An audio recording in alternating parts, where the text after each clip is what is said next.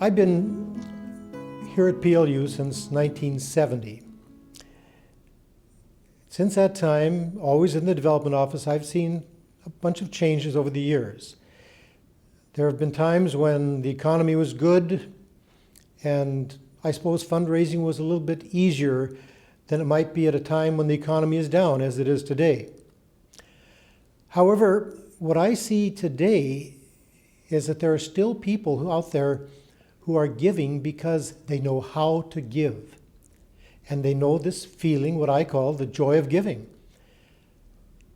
It would be very easy for people to say, I'm sorry, things are tough.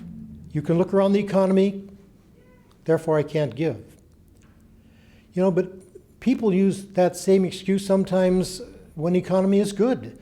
It's not that the economy is bad, but at that point they're helping their kids. They're helping their grandkids through school. Or we just had a building program at church. Or I'm doing this for a social club that I belong to, or whatever it might be. And so there are people who look and can find excuses for just about anything if they don't want to give. On the other hand, regardless of how the economy is going, those people who know how to give, they may not be able to give as much, but they still know that the need is even greater in times like this. And for them, this joy of giving is something that just can't be extinguished. And they will still reach down deep and help out.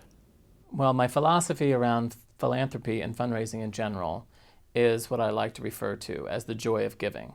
And whenever I sit with a board, the first question that I ask them is, what does it mean to you to make a joyful gift? Remember the last time you made a joyful gift, and how did that make you feel? And then I expand upon that by using an example of perhaps one of the last times I made a joyful gift. And one of the last times I made a joyful gift is while I was back at the Lighthouse for the Blind, serving as their development director for the Seattle Lighthouse. I worked primarily with the deaf-blind program and got to know a lot of the people who worked at the Lighthouse who happened to be deaf and blind. And one individual went through a program where she learned the Braille display on the computer. So this individual was able to communicate with her family back in Colorado for the first time, email family and friends, and really her entire world was opened up. And she spent almost a year learning the Braille keyboard and really exploring the internet for the first time. The end of the program, she then learned that if she wanted to obtain one of these for her home, it would cost $25,000 for a Braille keyboard. Of course, she didn't have $25,000 for a Braille keyboard. So she came to my office one afternoon and asked me if I would be able to help her raise the money to buy a Braille display keyboard for her house. So I went on a quest to raise the money for Debbie for this Braille keyboard. And I happen to live on Bainbridge Island, Washington, and take a ferry into Seattle every day. And I sit with the same group of people. We call them pods on the ferry, just like killer whales swim in pods. Well, the people on the ferry sit in pods. So I always sit in the pod closest to the front door. That's where everybody lines up to get off. And I don't like to wait in line, so I just like to get up and get off the ferry. So I sit up front, and I'm talking to my friends on the ferry, talking to them about Debbie, how this deaf-blind woman learned how to communicate for the first time with her family and friends, and then it was taken away from her just because she didn't have the resources to buy a computer or a Braille display. And I couldn't imagine an individual being denied just because she couldn't afford it. So I set out to raise the money. Well, as I'm telling the story of Debbie, there are women in the booth that are starting to write checks, unbeknownst to me as I'm talking. There are people in line getting off the ferry writing checks. By the time I got to Seattle, people were handing me checks left and right to buy this Braille keyboard. I contacted the manufacturer for the keyboard, and they reduced the price.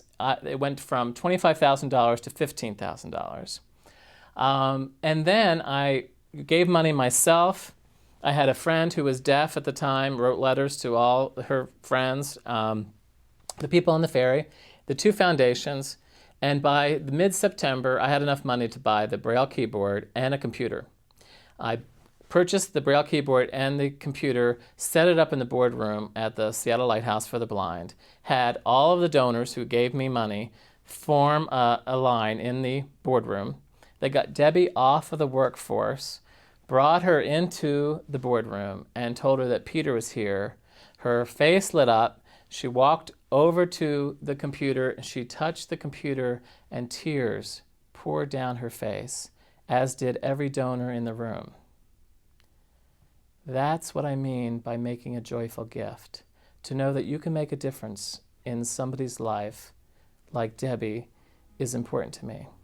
And whenever I make a gift, I make sure that I make a joyful one. And I believe that by not asking somebody to make a gift, you're depriving them of joy. And who wants to do that? Certainly not me.